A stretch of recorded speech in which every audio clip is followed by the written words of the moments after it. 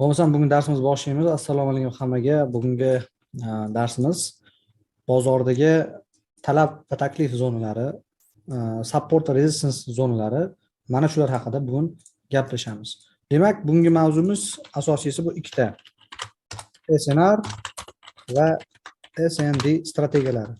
SNR bu nima? SNR bu support and resistance deyiladi. Support resistance to'g'ridan to'g'ri o'zbekcha tarjima qilgan bo'lsak, qo'llab quvvatlash va resistance bu qarshilik. Support and resistance bu qo'llab quvvatlash va qarshilik. Keyingisi SND. SND bu supply and demand.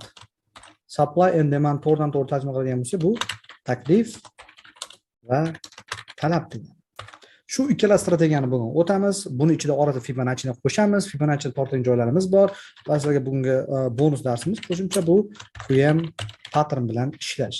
Demak, bugungi mavzumiz SNR va SND. SNR bu support and resistance qo'llab-quvvatlash va qarshilik zonalari, to'g'ri qarshilik narxlari, supply and demand bu taklif va talab zonalari. Bular bir-biridan nimasi bilan farq qiladi? Bozorda bizda agarda masalan aytaylik, masalan kupyura bor. Kupyura bor. $1 11.300 so'm. Bu Markaziy bank kursi bilan. Markaziy bank kursi bilan 11.300 so'm bor va bizning bank zaxiramizda aytaylik 100 ta kupyura bor.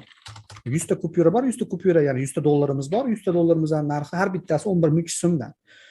Narx qimmat bo'lganligi uchun odamlar uni olmayapti. To'g'ri, mahalliy banklar olmayapti Markaziy bankdan. Mahalliy banklar Markaziy bankdan olmagandan keyin mahalliy bank to'g'ridan to'g'ri narxlarni ozgina tushiradi, ya'ni taklif beradi.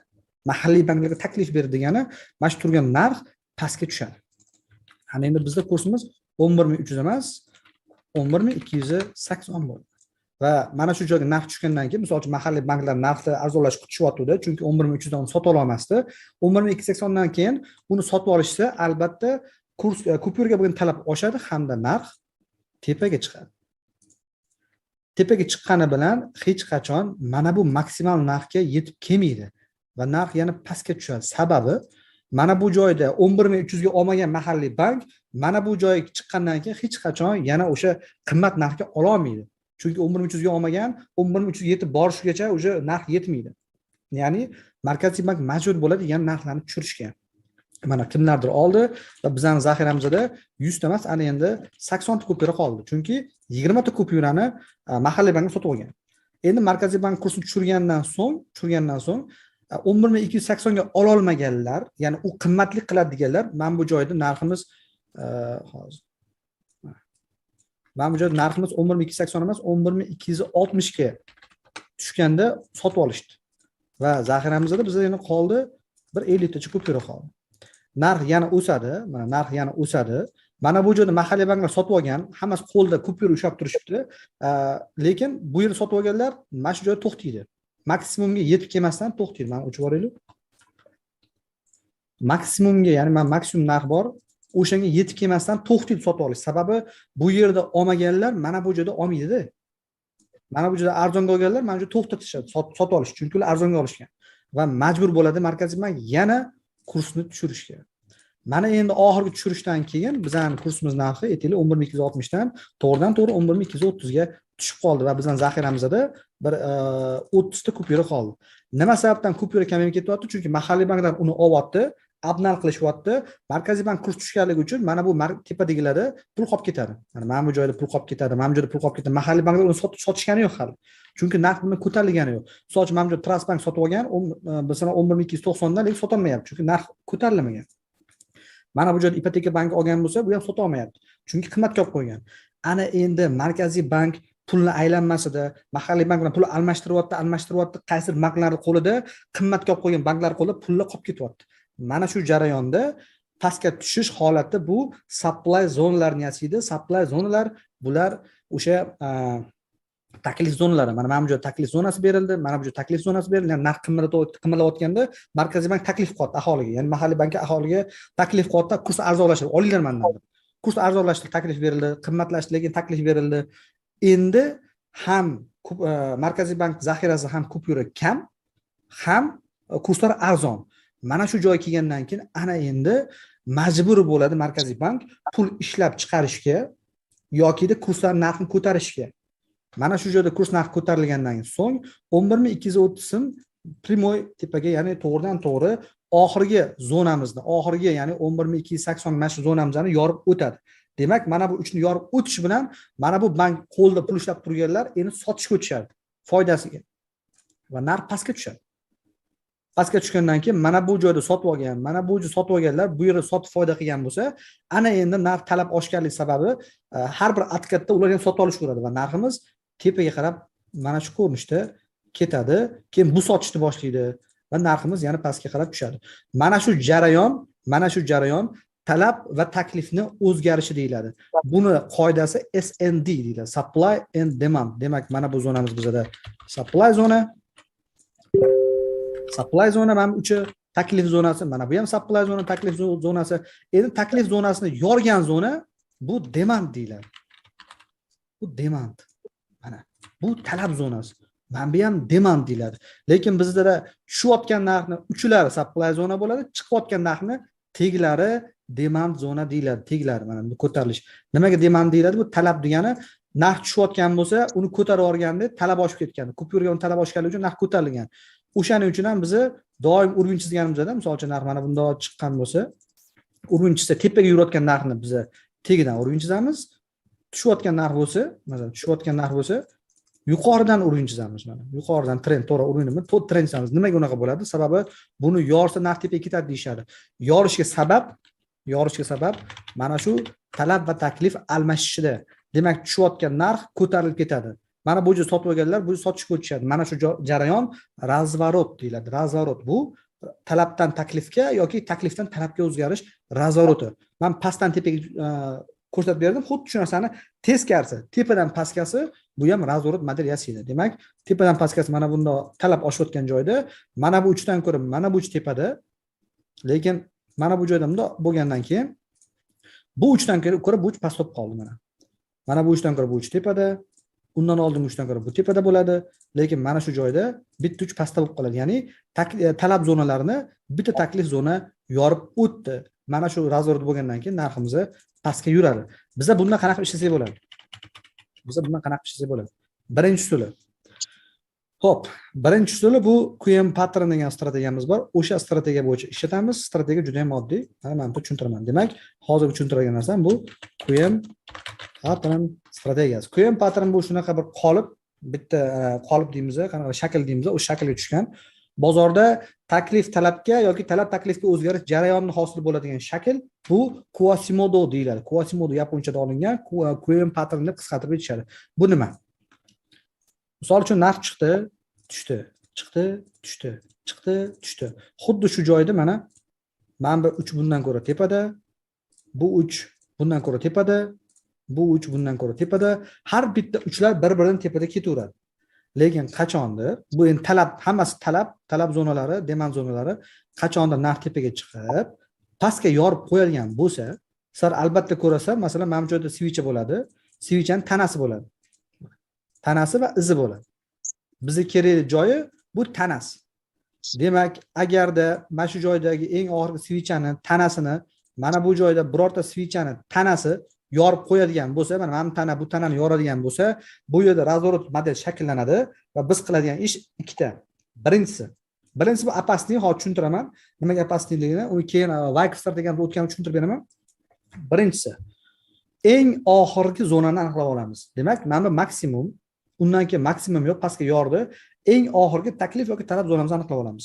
Maksimumdan oldingi eng oxirgi zona mana bu zona, talab zonasi. Mana 3 bor, talab zonasi. Mana shu talab zonasini mana shunday chizamiz va o'ng tomonga bunday zona qilib olamiz. Qiladigan ishimiz narx shu joyga kirganda sell ochish. Chunki bizda razvorot paydo bo'ldi. Endi kutamiz narx tepaga kirib pastga tushishini. Demak, birinchi qiladigan ishimiz oxirgi zonani chizib olamiz.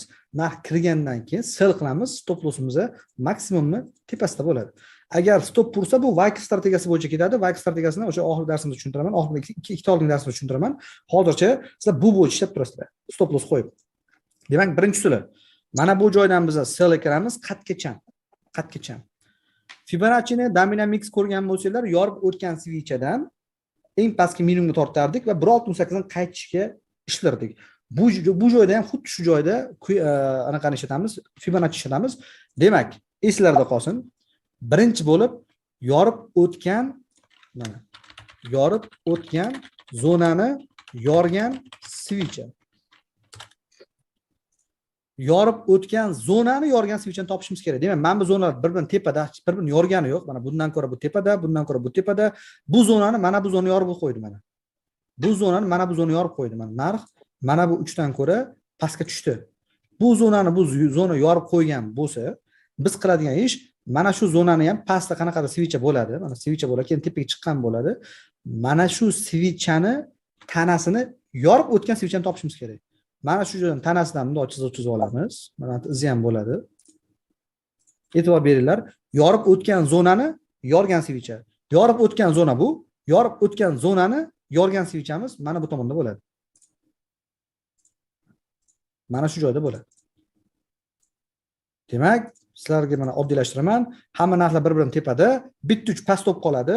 O'sha pastda bo'lib qolgan uchni bitta chiqib tushgandagi switch yorsa, mash switchani tanasiga 1 qo'yamiz Fibonacci'ni, eng tepa iziga 0 qo'yamiz va biz mana bu joyda olgan selimiz 1618 gacha ushlab turamiz.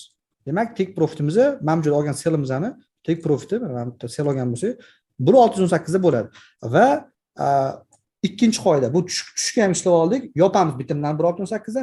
Ana undan keyin anaqada mix holatda qanday ishlayotgan bo'lsak, xuddi shunaqa qilib 1.68 dan qaytishga yoki 2.68 ga qaytishga ishlaymiz. Bu Qm patron. Qm patron. Mana hozirgi grafikda ko'ramiz. Aytaylik hozir mana qayerda paydo bo'lgan. Misol uchun mana bu yerda paydo bo'ldi. Mana narx tepaga chiqdi, tushdi. Chiqdi, tushdi. Chiqdi, tushdi. Chiqdi. Shu joygacha hamma teglari bir-biridan baland. Mana bundan ko'ra bu baland, mana tana sonim, tana bir-bir teng. Bundan ko'ra mana bu baland, bu bilan bu teng. Pastga yorib qo'ydi bu. Mana pastga yorib qo'ydi. Mana pastga yorib qo'ydi. Biz qiladigan ish o'sha yorganini bildik. Eng oxirgi zonani topamiz.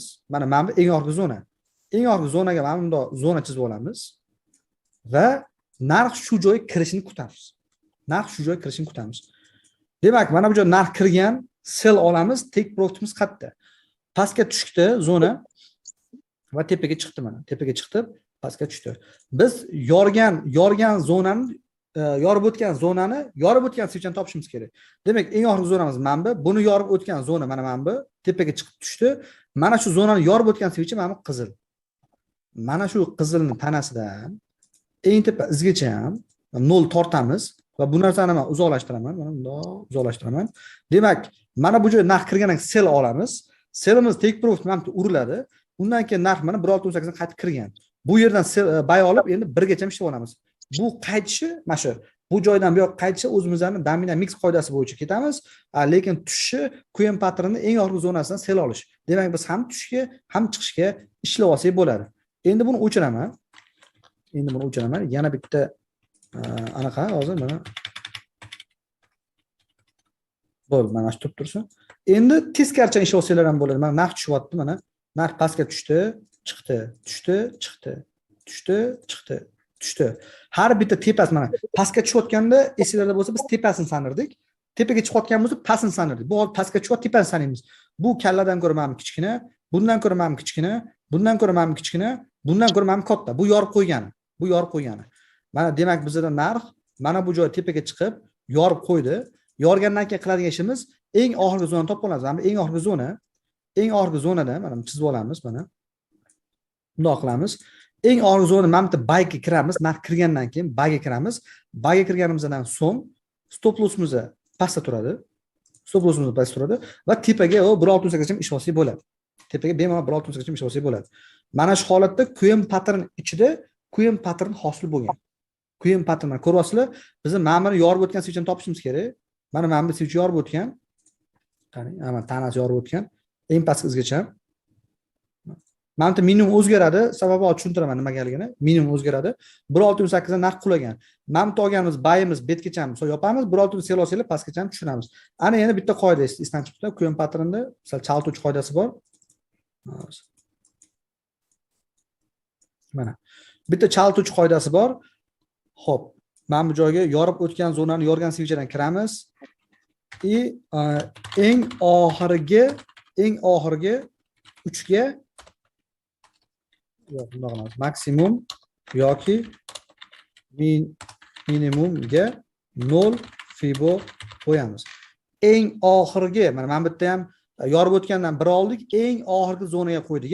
Eng oxirgi maksimum mana, undan boshqa maksimum yo'q. Lekin bozor bitta holat bo'lib qoladi. Narx tepaga chiqdi, tushdi, pastga tushadi, tepaga chiqadi, pastga tushib ozgina yoradi, tepaga chiqib turib, pastga tushadigan bo'lsa, biz qiladigan ish doimgidek mana bu zonani, mana yorgan, mana bu zonani bu yorib qo'ydi. Yorgan zonani, yorgan switchni topib olamiz. Mana bitta u.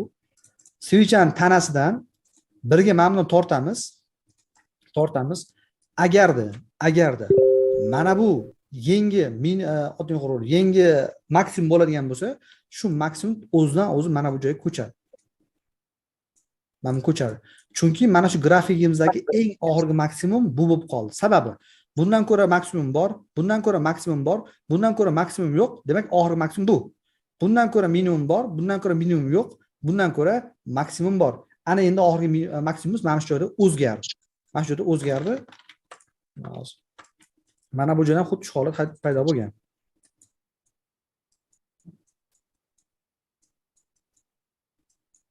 Mana eng oxirgi bu edi. Aslida men 0 nuqtani mana bu joyga qo'yishim kerak edi, lekin narx tepaga tushib, bitta zona yasadi-da, bu zonani yorib qo'ydi. Bundan ko'ra bu kichkina bo'lib qoldi. Bu oxirgi minimum bo'lib qoldi. Undan keyin narx tepaga chiqib pastga tushdi. Oxirgi minimum yana bu bo'lib qoldi. Yana tepaga chiqib pastga tushib, men yorib qo'ygan, demak oxirgi minimum ham ko'chdi. Undan keyin minimum yo'q. Bundan ko'ra bu baland, bundan ko'ra bu baland ketgan. Demak, oxirgi minimum ko'chadi mana bu joyga. Mana shu ko'chasizlar. 1.6 tegib narx qulayapti pastga. E'tibor bergan bo'lsa, 1.68 zonani chap tomoni paglashini bor, paglashini yana narx qulayapti. Buni birinchi darsda gaplashgandik. Yana QM patronga misollar. Misollar juda ham ko'p. Tak. Qayerdan boshlasak, zona juda ham ko'p-da. Mana lecho, masalan, men bitta narx mana bitta aytaylik, tepaga chiqdi, chiqdi, yorib qo'ydi. Mana. Men bu tegidan ko'ra bu baland, bu tegidan ko'ra bu baland, buni bu yorib qo'ydi. Yorgandan keyin qiladigan ishimiz, eng oxirgi zonani olamiz. Mana bu eng oxirgi zonamiz. Chizib olamiz. Narx shu joyga kirishini kutamiz. Narx yorgandan keyin tepaga intilgan, lekin bu zonaga kirmagan, yana bitta pastga tushib buni yorib qo'ygan. Demak, biz hozir ikkinchi qoidamiz bor, Fibonacci tortish bo'yicha. Demak, oxirgi zonani yorgan zona bu. Buni yorgan switchi mana bitta. Mana shuni tanasidan eng tepa izgacha tortaman. Bundan eng maksimum, undan ko'ra maksimum yo'q boshqa mana, hammasi pastda. Tortaman va kutaman. Bizda narx bu joyga kirmagan, sizlarda demak seriyalar yo'q. Narx primoy pastga tushgan. 2.618 dan tepaga ko'tarilgan, 1.618 sal yetmagan, keyin narx pastga tushgan. Agar sizlar bezubitga qo'ygan bo'lsanglar yoki uje yopgan bo'lsanglar, yopiladi sizlarga. Bezubitga qo'ymagan bo'lsanglar ham, yopmagan bo'lsanglar ham mana bu joyda stop qo'ygan bo'lasizlar aniq. Tepaga yurgandan keyin mana kirgani baya kirib, bu o'sha mix qoidasi bo'yicha o'zi asli keyinchalik boshqa strategiya o'tamiz, hozir tushunishib turasizlar. Tepaga chiqqanda pastdan stop turadi, agar yopmasanglar. Keyin narx yana qaytib kirgan, kutasiz endi. Mana bu 3.618 tekkan, tegmagan ekan. Tepaga qaytib chiqqan shu bilan. U ketganmi? Mana kelib chiqib bergan ekan. Shunaqa ish olsanglar bo'ladi. QM patronda. O'zi asli Fibonacci ishlatishda boshqa strategiyamiz bor, uni keyin beraman sizlarga aytganimdek. Xo'p, endi mana bu joyda misol uchun narx mana pastga tushdi, chiqdi. Mana bu zona yordi. Yorgan switch mana bu. Yorgan switchning tanasidan eng past izgacha men tortdim. Narx 1.618 chiqib pastga qulagan. Bu yerda ham shosiylar bo'ladi. Buni o'chiramiz. Keyingisi. Ana endi mana biz tepaga chiqish jarayoni. Demak, narx tepaga chiqdi, chiqdi, pastga yorib qo'ydi. Tepaga yurayotgan narsa pastga yorib qo'ydi. Yorgandan keyin o'zi bitta zona hosil qilyapti. Men tepaga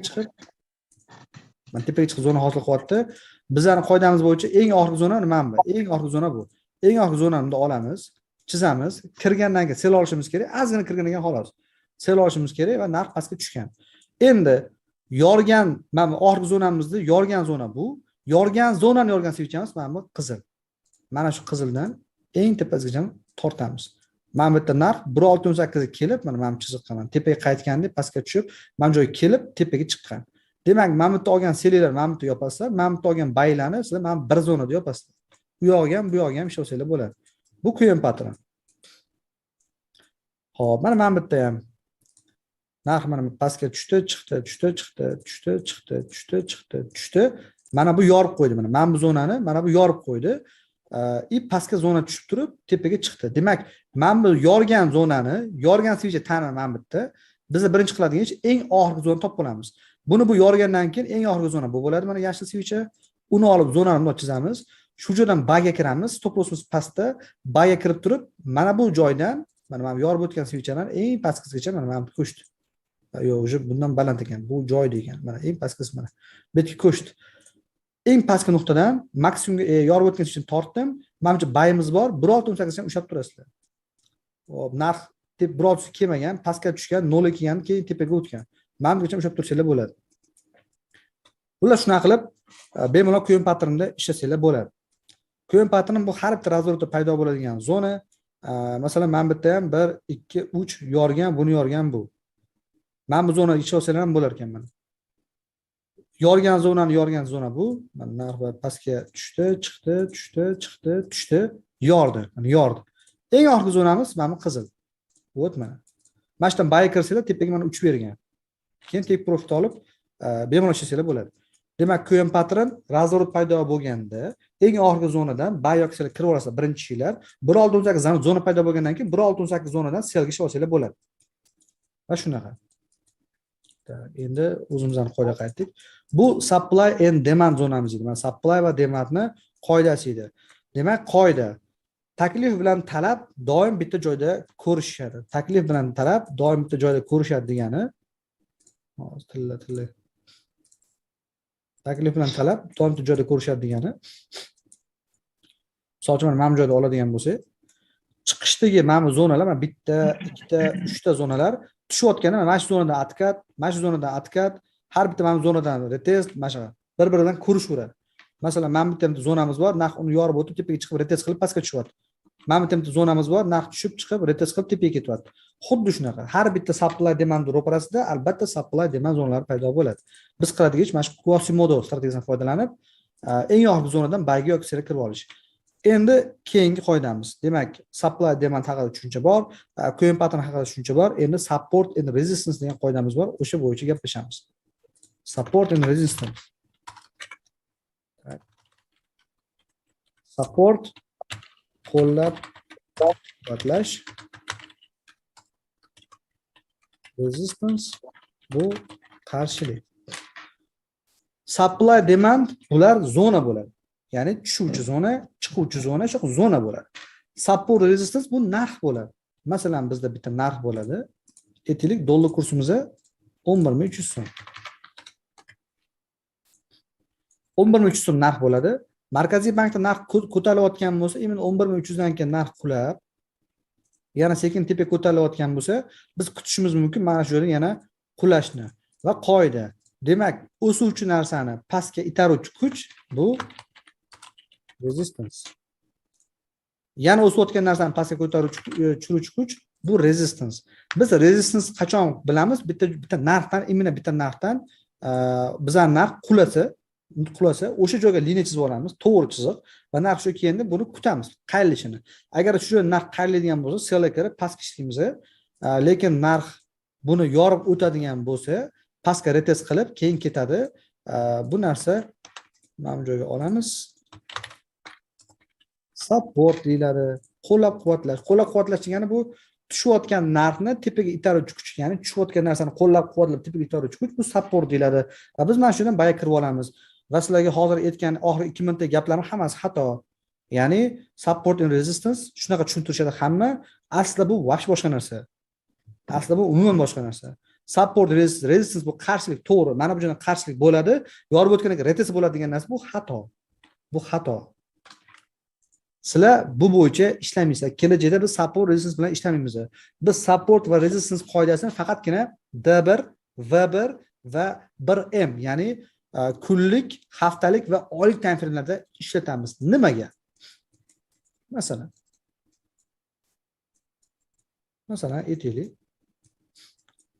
Mana bu joyda kuchli qaytish mana. Masalan, mana kuchli qaytish bo'ldi. Siz mana bu joyni chizib oldingiz deydi bitta liniyani. Mana. Va qaytishni kutib olasiz. Narx kelmasdan qayrildi. Oh dedingiz, mana bu yerda zona bor ekan deysiz. Va trend chizasiz mana bu yerdan. Bundoq qilib trend chizasiz. Narx yorib o'tadi, sirga kirasiz, narx tepaga bayga uchib ketib qoladi. Mana shu yerda sizlar stop bilan yeydi. Mana stop mayli. Keyin aytasiz, bo'ldi, bizda trend mana bu o'zgardi, ya'ni urovень. Narx past keldi, yorib o'tdi, retest qilish kerak, retest qilmasdan tepaga yorib, sizlarni minusga tiqib, yana pastga tushib, umuman boshqa paydo bo'ldi. Bu qoida bilan ishlata olmaysiz. Kichik time frame umuman ishlamaydi. Kichik time frame ishlash juda ham qiyin. Bu faqatgina katta time frame juda ham ideal ishlaydi. Masalan, tillarda. Tillarda давайте men oylikdan boshlaymiz. Oylik time frame'dagi urovеньlar, aniq bir narxlar. Misol uchun, mana bu joyda bitta narx mana, o'tma. Olamiz mana bitta narx. Mana bunda qaytgan narx, yana ikkinchi marta qaytyapti mana qani. 3-iyun 2013-yilda kelgan narsa 2-dekabrda yana kelyapti. 2-dekabr orada qancha bo'ladi? Bir 5 oymi? 5 oydan qaytib kelyapti yana. Mana shu ishlasanglar bo'ladi. Masalan, mana bu joyda qaytib ketgan. Bunda chizsanglar bitta qaytish, ikkita qaytish mana ko'rasizlarmi? Bitta qaytish, mana ikkita qaytish, aniq narx. Mana bitta narx, mana bitta narx. Bu nima sababdan kod time frame'lar yaxshi ishlaydi? Sababi bizning ekranimiz doim bugunlik kun anaqasi turadi. Narx turadi. Bugunlik kunda hech kim oylik time frame'larga qarab ishlamaydi. O'shaning uchun ham oyliklarda yaxshilaydi, kunliklarda yaxshilamaydi.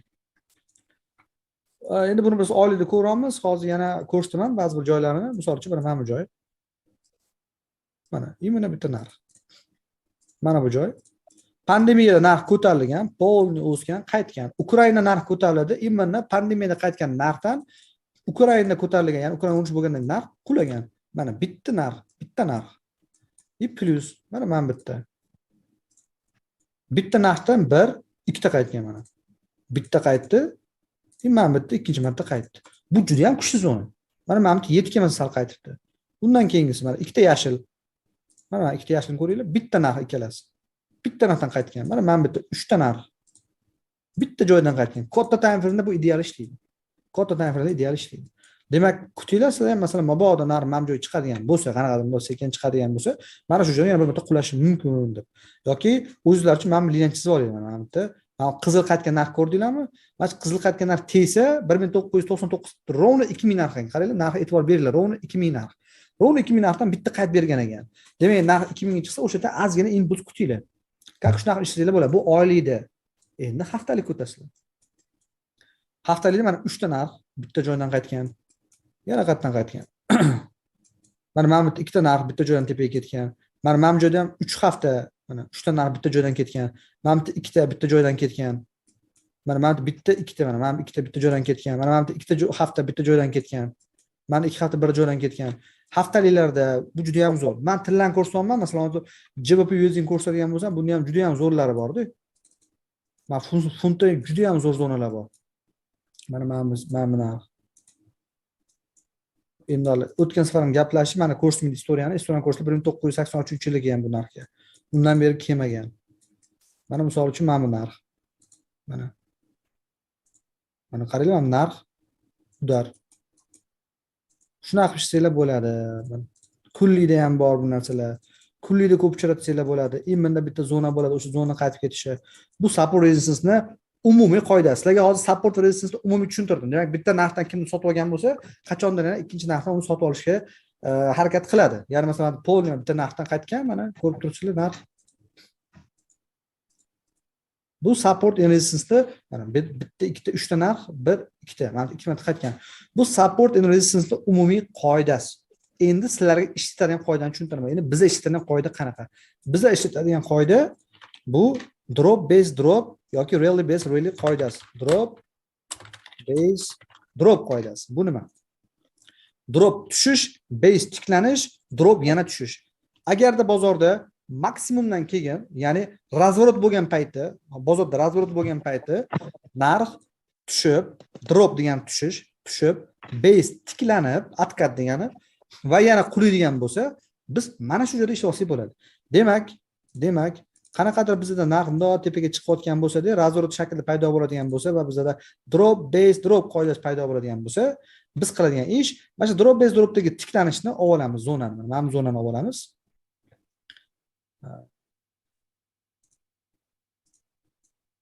Maksimumni va minimumni olib olamiz va narx shu joyga kirishini kutamiz. Narx tepaga shundoq kirgandan keyin shu joydan biz sellga kiramiz. Bu scalpingga yaxshi. Uzoq muddatli scalpingga juda ham zo'r. Kirib olamiz, narx pastga tushgandan keyin mana bitta bitimlarni yopib boramiz. Iloji boricha take profitni mana bu zonaga qo'ysalar bo'ladi.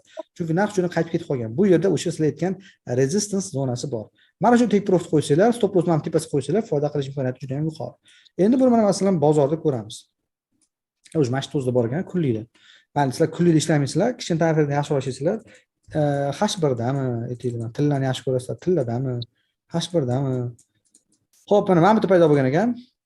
Pastga tushayotgan narx tepaga bitta chiqib tushgan, razvorot paydo bo'lgan. Mana shu joyning o'zida narx drop, base, drop tushdi. Bo'lgandan keyin narx sirazi ichkari kiryapti. Narx sirazi ichkari kiryapti. Biz mana shu joylardan sell kirishimiz kerak mana. Mana chiqqan sari sell kirasa, stop loss mana tepasida bo'ladi. Narx polni pastga qulayapti. Mana shunda foyda qilsanglar bo'ladi. Drop, base drop. Mana bitta ham tushayotgan narx tepaga razvorot qildi. Bizda drop base drop teskarisi rally base rally bo'ladi mana. Rally base rally bo'lganda oxirgi zonasi mana qizil zonalar mana. Mana shu zonani bunday chizib olamiz. Mana bitta qizil switchani o'zi kiryapti, mana bitta baya kirib olamiz, tepaga chiqqandan keyin yopib olamiz. Shunaqa qilsanglar bo'ladi. Har bitta razvorotda drop base drop qoidasi juda ham zo'r ishlab beradi. Mana bitta ham bor ekan mana. Rally base rally tepaga.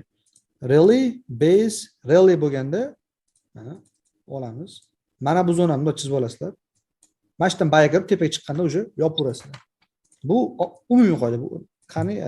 Qanaqa razvorot umumiy qoida. Masalan, narx tushayotgan bo'lsa, razvorot qilyaptimi? Pastdan boshlab hisoblaysiz. Base rally base bo'ladi. Ya'ni mana tepaga yashil chiqdi, qizil tushdi, chiqdi. Bizga mana bu qizil switchani olasizlar, zona qo'yasiz o'zingizlarga, zona. Zona chizib olamiz.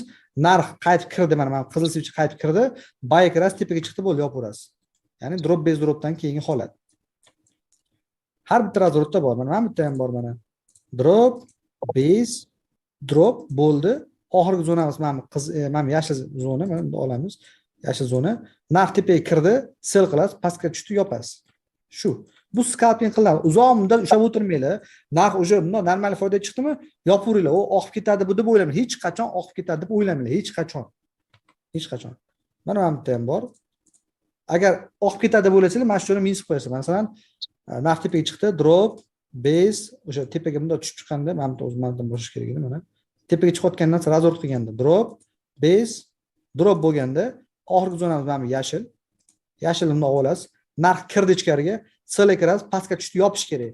Yopmasangiz mana narx tepaga chiqib stop loss urib qo'yadi. Foydaga chiqdim, bo'lib chegaraga yetib keldimi, stop, yopasiz. Bu drop base drop qoidasi. Yana xullas juda ham ko'pda biz hozir 1 soatni ko'ryapmiz, 30 minutlik ko'rsanglar ham, boshqasini ko'rsanglar ham hamma joyda bor. Mana bitta razor tepaga chiqib razor paydo bo'ldi. Bizda drop, base, drop bor. Oxirgi zonamiz mana bu yashil zona. Yashil zonani chizib olasiz. Narx mana tepaga chiqdi, kirdi, sell kirasiz, pastga tushdi. Примерно mana bo'lganini mana yopib boradi. Mana sell kirib, mana yopib borgan bo'ladi. Har bitta razor shu. Mana bitta narx kelib turib razor qilyapti, bu ham tepaga drop, base drop mana. Base, rally, base, narx kirdi, buy kirasiz, tepaga chiqadi, yopasiz. Mana bitta tepaga chiqayotgan narsa razor qilyapti.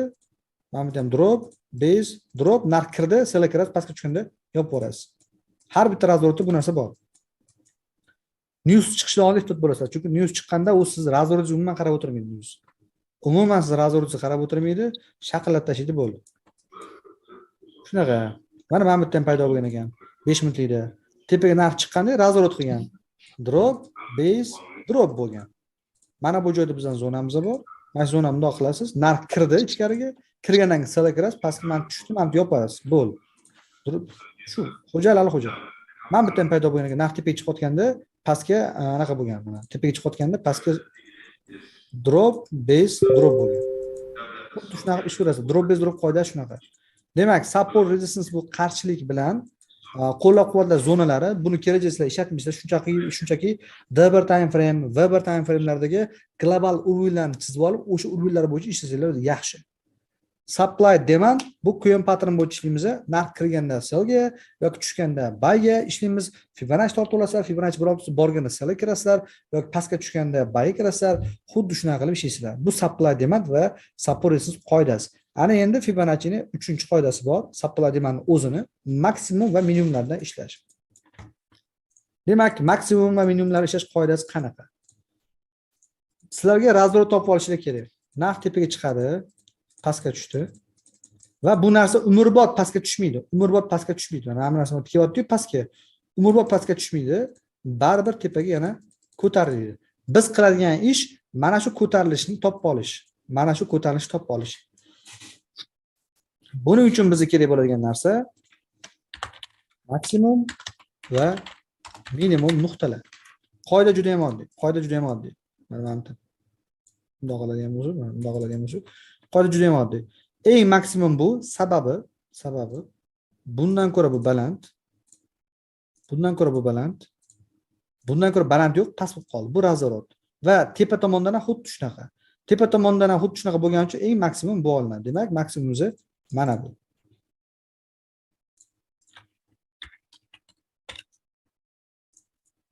Endi narx pastga yurgandan keyin, pastga yurgan tepadan boshlab hisoblaymiz. Bu 3 dan ko'ra, mana bu 3 pastda. Mana bu 3 dan ko'ra bu 3 pastda. Mana bu 3 dan ko'ra 3 yo'q, tepaga o'zgardi va pastdagi eng mana bu ham tepaga razvorot qildi. Bizda endi minimum mana bo'lib qoladi. Demak, maksimumdan minimumgacha bitta yo'nalish paydo bo'ladi. Ya'ni maksimumdan minimumgacha narx tushgan bo'ladi. Har bitta uchlar pastda, har bitta uchlar pastda bo'ladi va narx razvorot qilganda bitta ish qilamiz. Bitta ish qilamiz. Fibonacci tortamiz.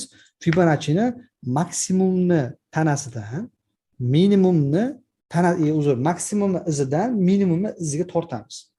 Minimum iziga tortamiz va bizda 0786, 0618, 05, 0382 va 0236 zonalar paydo bo'ladi. Biz qiladigan ish agar narx 0618 zonaga borsa, men ikkita qizilib qo'yganman. 0618 yoki 05 zonaga boradigan bo'lsa va o'sha joydan atkat olib pastga yurishni boshlasa va tegdida pastga yurishni boshlasa, mana shu joydan biz sell kiramiz. Ya'ni narx masalan mana bu joyda olamiz deb aytaylik. Mana shu joydan sell kiramiz. 0618 ga qaytayotgan bo'lsa, faqat e'tibor beramiz. Bizlar 0618 yoki 05 zonamizdan chap tomonida supply yoki demand zonalar bo'lishi kerak. Masalan, zona bo'ladi, o'sha zonadan qulaydi. Mana bu zona bo'ladi yoki mana shu zonadan qulaydi. Mana shu joydan biz sell kiramiz. Stop lossimiz juda ham kichkina. Mana qaychi zonani tepasiga qo'yamiz. Take profitimiz doim 02618 zona bo'ladi mana. 0236 zona doim bizlarda take profit bo'lishi shart. Sababi bu zonani yorishi ham mumkin, yormasligi ham mumkin. Agar zonamizni yorsa, narx pastga tushadigan bo'lsa, bizning trend pastga davom etadi, lekin zonani yora olmasa narx tepaga yurib, mana bu maksimum yengilab qo'yish imkoniyati bor. Demak, shu qoida bo'yicha sizlar har bitta maksimum minimumni ishlab ketsanglar bo'ladi. Bu ko'proq qora time framelar yaxshi ishlaydi. Masalan, H1 dan yuqori bo'lgan. Birorta parda ko'ramiz, misol uchun aytaylik, Audi USDmi, NZD USDmi, masalan, NZD USD kiramiz, Audi USD kiramiz, 4 soat time frame kiramiz. 4 soat time frame. Misol uchun narx mana tepaga ketyapti, har bitta uch, mana bu 3 dan ko'ra bu baland, bu 3 dan ko'ra bu 3 baland, bu 3 dan ko'ra bu ham baland keldi-da, mana bu joyda razvorot paydo bo'ldi. Razvorot paydo bo'lganda mana shu 3 dan boshlangani uchun mana shu 3 ga Fibonacci birini qo'yaman. Tepaga tortaman, eng tepa nuqtagacha. Men tortdim. Tortganimdan keyin biz kutamiz. Mana bu zona bor, bitta zona bor, mana bu zona bor, bitta zona bor. Bizda hozir narx 05 bilan 0618 da ikkita zona bor. 05 dan bitta bor, 0618 bitta bor. Kutasiz. Narx keldi, men 05 yora olmadi, iz qoldirdi. Bu loji proboy. Iz qoldirdi, yora olmadi. Qaytdimi? Sirazi buyga kiramiz. Mana shu joydan buyga kirib, birinchi tasdiq chap tomonda zonamiz bor, ikkinchi tasdiq buni yora olmadi. Ana endi sizlar uchinchi tasdiqimiz bor, bu trend. Trendimiz tepaga. Tepaga bo'lgani uchun biz bemalol buyga kirib olsak bo'ladi. Trend tepaga bo'lgani uchun buyga kiramiz. 0236 da biz sraz yopishimiz kerak. Ko'rayotgan bo'lsa 0236 kelib bitta pastga tushib olgan mana imindan. Bu 0236 qaytaruvchi zona bo'ladi. O'shaning uchun ehtiyot bo'lasiz mana shu zonaga. Keyin narx tepaga yurgan. Ana endi bizda trend o'zgardi. Teskari chaniga trend o'zgardi. Endi pastga tortishlar bo'ladi. Xo'p.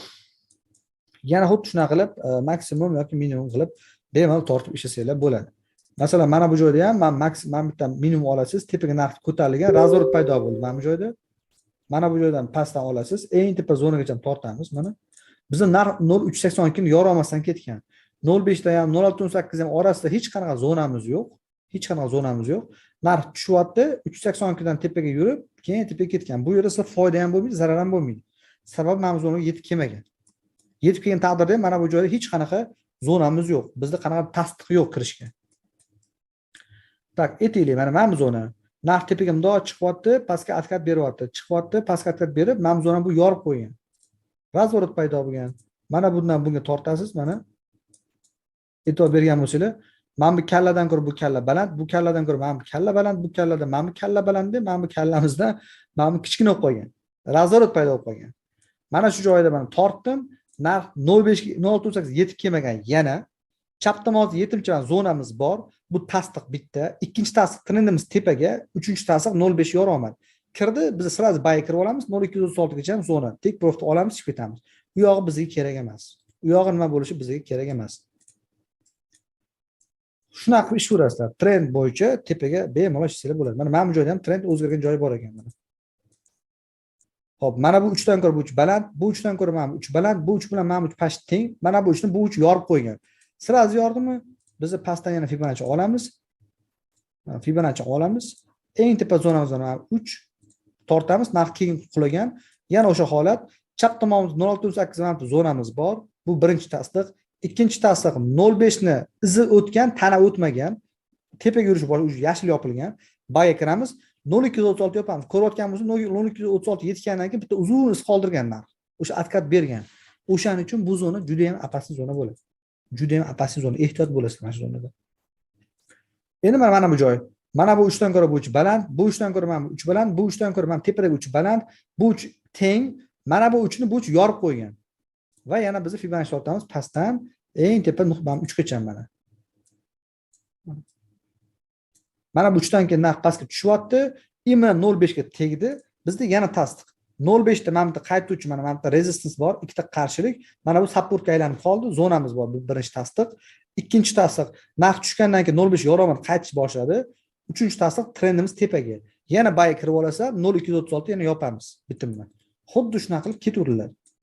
Ya'ni mana bu joyda ham bundan ko'ra bu baland, bundan bu baland, bundan ham bu ham baland, bundan baland bu, bundan ko'ra mana bu zonamiz baland, bu zonadan bu past bo'lib qolgan. Trend o'zgargan. Ana endi qiladigan ishimiz yana minimumdan eng tepa maksimumgacha tortish. Tortgandan keyin mana bu joyda narx 0,5 dan o'tdi, tepaga chiqdi, 0,237 yetib bormagan, pastga tushgan. 0,618 dan ketgan. Nima sababdan 0,5 dan ketmadi? Sababi 0,5 da hech qanaqa zona yo'q. Birinchisi, 0,618 yonida mana bu zonamiz bor. Bu birinchi tasdiq. Ikkinchi tasdiq trendimiz tepaga. Uchinchi tasdiq uje narx 0,618 yorib qaytib kirdi mana bu yerda. Hali Fibonacci aytganimiz esardami? 0,618 dan 1,618 dan qaytib kirgandan kirishimiz kerak edi. Kirdi, bay kirib olsa narx tepaga chiqdi. Mana 0,236 ga tegib, mana tegib narx qaytib tushgan. Shuning uchun biz tek profitimiz doim 0,236 bo'ladi. Ta keyingisi mana bu trend o'zgargan ekan. Mana bu 3, bundan bu baland, bundan bu baland, bundan bu baland, bundan baland, mana bu yorib qo'ydi, yordi, pastga o'sha razor paydo bo'ldi. Mana shu 3 dan boshlab eng tepa izgacha mana tortdim. Vot mana. Xo'p, birinchi tasdiq trend tepaga, ikkinchi tasdiq 0,5 zonamizda mana bu yetimcha bor. Uchinchi tasdiq 0,5 keldi, buni yoromad tepaga chiqishni boshladi. Baga kiramiz, 0,236 gacha tek profitni olamiz. Trend tepaga bo'lgani uchun biz faqatgina tepaga yurishni ketma-ket ishlatamiz. Endi mana bu joyda mana. Bu 3 dan ko'ra bu 3 tepada, bundan bu tepada, bundan tepada, bundan tepada. Bu uchlarni mana bu yordi pastga. Yana qiladigan ishimiz eng pastki minimumdan eng tepaga chizamiz. Tak. Xo'p, bizada 0,5 zonada mana bu yerdan qaytgan, mana past kelganda qaytgan, mana bu joyda bizada qarshi zonasi bor. Narx keldi, o'tdi mana shunda qaytib kirdi. Kirgandan keyin siz bay kirib olamiz. Birinchi tasdiqimiz zona bor. Ikkinchi tasdiq trend tepaga, uchinchi tasdiqimiz qaytib kirdi mana. Yorib o'tib qaytib kirdi. Bay kirib olsa 0,236 ga ish olsanglar bo'ladi. Voy, jag'im tolib ketdi. Xullas shunaqa qilib ishlasanglar bo'ladi. Endi mana bu joy masalan, bu 3 dan ko'ra bu tepada, bundan bu tepada, bundan bu tepada, bundan tepada, bu tepada, bu pastga tushib qoldi. Yana qiladigan ishimiz eng pastki minimumdan eng tepagacha tortamiz mana. Tortdik. Yana tasdiqlardan boshlaymiz. Trendimiz tepaga birinchi tasdiq, ikkinchi tasdiq 0,5 zonamizda mana bu zonamiz bor, yetimcha narx tushdi, immindan yetimchani yorib 0.5 ga tegib tepaga ko'tarilyapti. Bayga kirib olamiz. Take profit 0.236 da ko'rayotgan bo'lsanglar, imma 0.236 narx tegib qayta pastga tushib ketib qolgan. Bu o'shaning uchun bizga 236 take profit bo'lish shart. Endi bu strategiyamizni hozir endi ishlatishda sal opasniyroq, sababi trendimiz tepaga ketayotgan edi bu H4da, lekin mana bu joyda bu uchni mana bu yorib qo'ydi. Biz mana bunday chizgandik, Endi sizlar qiladigan ish mana bunday chizgandik. Mana bu uch tepaga ketganida endi pastga tushdi, buni bu yorib qo'ydi. Agarda narx 0.86 dan откатni oldi, agarda narx 0.786 dan primer tepaga chiqib, pastga tushib, mana bunaqa bo'lib turib, mana bir zonani yorib qo'yadigan bo'lsa, endi biz teskari chaniga Fibonacci tortishni boshlaymiz. Ya'ni teskari, mana bu maksimum bo'ladi. Qachondir razvorot bo'lganda, masalan, tepaga bunday chiqib, mana bu kelib turib, buni bu yorib qo'yganda, endi teskaricha ishlaverasiz, pastga tushishga qarab ishlaverasiz. Xuddi shu narsa mana bu yerda sodir bo'lgan. Mana polni pastga tushgandan mana bu yerda razvorot o'zgarib tepaga ketgan. Misol uchun pastga tushish jarayonida sizlar bunday qilasizlar. Xo'p, mana bu uchlar pastda bir-biridan bunday kelyapti. Mana bu narxda mana maksimum eng pastgacha tortamiz. Mana maksimum eng pastgacha tortamiz. Bizning narx to'xtaylar, masalan, noto'g'ri qo'ydim. Maksimum bundan ko'ra bu past, bundan ko'ra bu past, bundan ko'ra mana past, buni bu yorib qo'ygan. Mana bu yorib qo'ygan. Mana shu chizishimiz kerak ekan. Mana bu 3 dan ko'ra mana bu yerga eng minimumga tortamiz, mana eng minimum tortamiz. Narx 0.382 ni yora olmagan, pastga tushgan. Bizda foyda ham yo'q, zarar ham yo'q. Lekin 0.5 imiz yo 0.6 zonamiz bor edi. Mana shunday qilib berish kerak edi. Keyin qulagan, mana keyin chiqqan, lekin u kerak emas bizga. Keyingi maksimum bo'lib qoldi, mana bundan ko'ra mana past, bundan ko'ra mana baland. Mana baland bo'lib qoldi. Mana shu 3 dan eng pastgacha tortamiz. Вот, stop. Narx pastga tushdi, tepaga chiqdi, trendimiz pastga edi, 0.5 dan qayrildi, sella kirib olsanglar 236 dan yora olmagan, tepaga ketgan. 0.236 take profit edi. Trend o'zgargan tepaga, trend o'zgargan. Undan keyin yana pastga tushgan. Lekin общий globalimizda, globalda trend pastga, globalimiz trend pastga. Globalda polni pastga oldi. Har bitta maksimumni tortib tursanglar, o'zi bilib olasizlar. Chiqib tushib 0.336 yozona yora olmasdan tushib chiqaveradi. Asosiysi mana bu joyda yeb qo'ymaslik. Trendimizda pastga tushganda, mana polni pastga tushganda, mana bu joyda razvorot paydo bo'lganda yeb qo'ymas. Bu razvorotni oldini olish uchun bitta kod time frame o'tishlik kerak. Mana kod time frame. Kod time frame narx tushyapti, chiqdi. Mana bu maksimumlar bu yordi, endi trend tepaga. Masalan, mana bu joyda trend tepaga bo'lganda, pastga yorib qo'ygan. Pastga yorganda endi biz tepadan hisoblaymiz. Masalan, mana maksimum. Bundan bu pastda, bundan bu pastda, bundan bu pastda, buni bu yorib qo'ygan. Qiladigan ishlar bo'ldi mana. Bundan bunga tortdim, narx 0.380 ga yora olmadi deb pastga yurib ketdi. O'chiraman, bizda 0.5 ga ham 0.5 bormadi. Endi kutaman. Men maksimum bu ham maksimum narx pastga tushdi deylik. Mana pastga polni tushyapti. Bundan 3 pastda, bu 3 dan ko'ra bu pastda keldi-da, mana bu 3 dan ko'ra mana 3 baland bo'lib qoldi, yorib qo'ydi. Razvorot. Mana bu balandlikdan eng pastki minimum tortaman, mana minimum, mana maksimum, narx tepaga chiqdi. Mana bu opasniy joyi. Xo'p, 0.618 da zonamiz bor, 0.5 da zonamiz bor. Narx chiqdi, 0.618 sal yetmasdan pastga tushdi boshladi. Sizlar sella kirasizlar. Sella kirganlarda pastga tushib, mana 0.236 bu yetmagan. 0.236 yetmasdan QM pattern qoidasi bo'yicha va drop base drop qoidasi bo'yicha minimumdan keyingi birinchi zona mana bu. Hali order block o'tamiz. O'sha qoida bo'yicha mana bu yerdan tepaga yurib ketgan. Agarda bezubit qo'ygan bo'lganlarida bezubitni olardi, qo'ymasanglar stop bilan oladi. Va narx tepaga chiqib, mana bu yerda order block bor ekan, order block minimumidan narx qulagan ekan. Uni keyin o'tamiz. Mana shu joyda sizlarni bezubitkalar yoki stop bilan uradi. Masalan, aytaylik, mana bu joydan sizlar sell kirgan bo'lsanglar, narx примерно 139 punkt pastga tushgan ekanda, keyin shu bilan qaytib tepaga ketib qolgan. Bu D1 time frame. Xullas shunaqa qilsanglar bo'ladi. Xohlasanglar mana bu hafta bugun mabodo mana avstraliyalik dollarda o'tgan safargi mix holatimiz bo'layotgan ekan.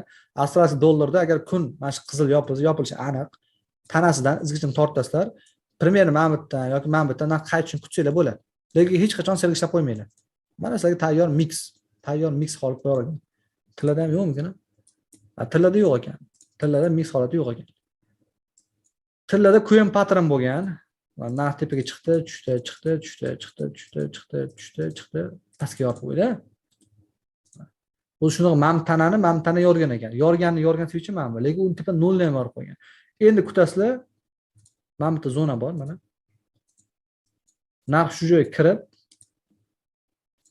qachondir kirib tush kerak. O'sha trendimiz o'zgarishi kerak. Bu yerda hozir uch quyin pattern paydo bo'ldi. Shunaqa. Endi chatni yoqaman. Zapis bemalol savol bersanglar bo'ladi. Nimaga tushunmagan bo'lsanglar, qanaqa savol bo'lsa bemalol chatda bersanglar bo'ladi. Hozir chatni yoqaman.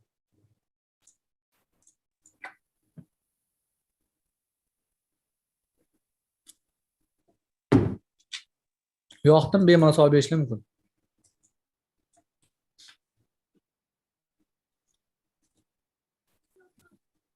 Kimda savol bor?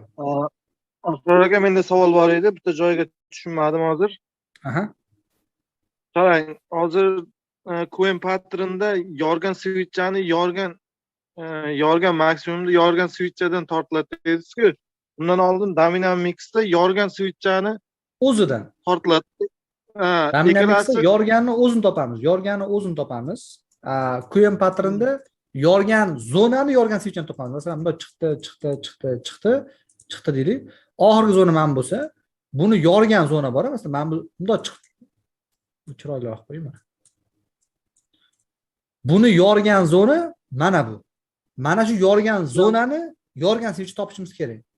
Masalan, men savolim mana bo'ladigan qanaqa edi? O'sha misol uchun qayrilish zonasi Dynamics bo'lib qolsa, qaysi biridan tortganimiz ma'qul demoqchi edim-da. Agar mana shu zonani o'zida Dynamics bo'lsa, u ham ishlaydi, Coin pattern ham ishlaydi, ikkalasi ham ishlaydi. Agar bitta joyga kelib qolsa. Bo'ldi, tushunarli, rahmat. Ustoz, agar o'sha holatda ham Dynamics ham Coin pattern ustma tushib qolsa, to'g'ri kelib qolsa, demak u deyarli bir 100% ishlashini kutsak bo'ladimi shu holatlarda? Ikkalasi bir bo'lgan holatda. Mana tushuntiraman. Coin patternda 2618 dan qaytsa, 1618 gacha ishlaysiz. 1618 dan bitta zonaga ham ishlaysiz. Dynamicsda ham bitta zonaga ham ishlaysiz. 2618 qaysi sizlarga bitta zonaga ham ishlay olasiz. Endi bitta joyni qo'shaman. Dynamics hosil bo'lsa, narx 1 ga qaytib keladi. Narx 1 ga qaytib keladi. Misol uchun 2618 dan 1618 zonaga tushib, chiqib, keyin qaytib kelishi mumkin, primoy qaytib kelishi mumkin. Dynamicsda doim shunaqa qaytib keladi o'sha zonaga. Masalan, mana bitta tayyor misol mana. Oyog'im teydan chiqib qoldi hozir mana. Qizilni yashil yorgan, bitta, ikkita, uchta switch buni yorgan. Mana Dynamics. Mana shu tanasidan eng tepasigacha tortasiz. 1618 dan qaytmagan, 2618 qaytgan-u. Biz qiladigan ishimiz mana bu 2618 dan 1 gacha 1618 ham ishlashadi, lekin asl qoidasi 1 ga qaytib keladi. 1 ga qaytib keladi. Endi tushuntira oldimmi? Coin patternda 1 ga qaytib kelmasligi mumkin. Coin patternda mana bitta bundan narx chiqqan bo'lsa, 1618 ga tegib, yana pastga tushib ketishi mumkin. Lekin Dynamicsda bunga tegib pastga tushgan taqdirda ham yana tepaga chiqib 1 ga albatta yetib borib oladi. 1 ga yetib boradi. Farqi shunda. Coin pattern bilan Dynamics farqi shu 1 ga boradi Dynamics, Coin pattern 1 ga bormasligi mumkin. Shuning uchun bitta zona ishlaymiz xolos.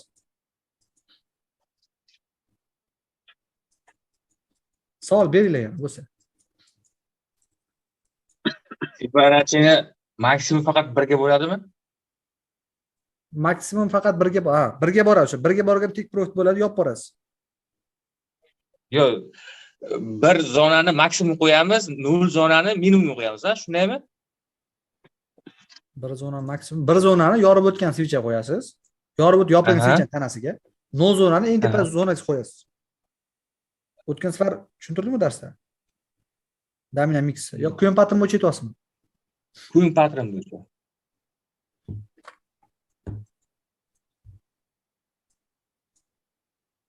Beringlar savol, tushunmagan joylar bo'lsa bemalol beraveringlar, zvuk yoqib.